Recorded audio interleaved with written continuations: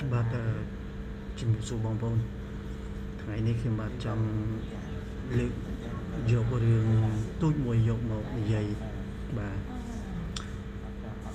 ការពិតទៅមនុស្សយើងទាំងបរោះទាំងនារី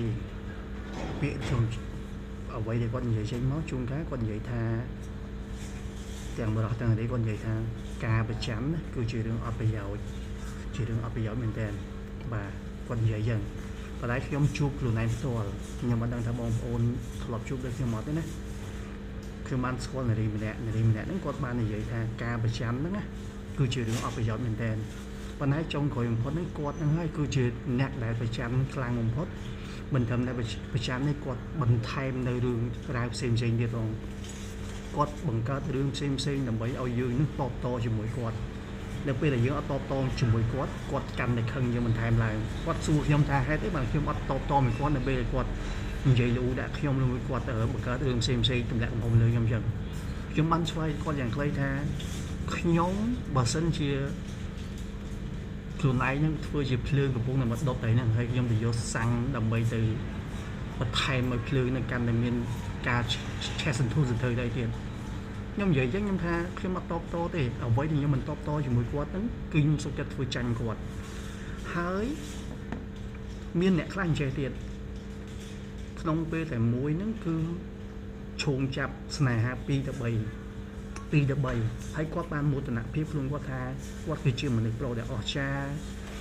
ដោយថាគាត់មានសមត្ថភាពទៅតាក់ទងនារីក្នុងពេលតែមួយពីរ3នាក់អញ្ចឹងណាឬមួយក៏នារីហ្នឹងគាត់ជានារីដែលស្អាតនារីដែលមានសមត្ថភាពហ្នឹងទៅគាត់អាចតាក់ទងបរិសុទ្ធពីរនាក់ក្នុងពេលតែមួយគាត់ចង់បង្ហាញថាគាត់គឺថាមានមោទនភាពខ្លួនឯងអញ្ចឹងគាត់មានសមត្ថភាពហើយម្យ៉ាងទៀតគាត់បានឆ្លើយមកប្រាប់យើងវិញថាខ្ញុំត្រូវតែធ្វើខ្លួនពី3អញ្ចឹងខ្ញុំតាក់ទងពី3នាក់អញ្ចឹងដើម្បីថាជាកងសកូខ្ញុំនៅពេលបែបបងឯងបោះបង់ខ្ញុំចោលខ្ញុំត្រូវមានអ្នកផ្សេងទៀតដើម្បីជំនួសបងឯងលួងខ្ញុំការប៉ុន្មានទេមនុស្សស្រីដែលត្រឹមត្រូវគេមិនធ្វើអញ្ចឹងទេមនុស្សប្រុសក៏ដូចគ្នាដែរ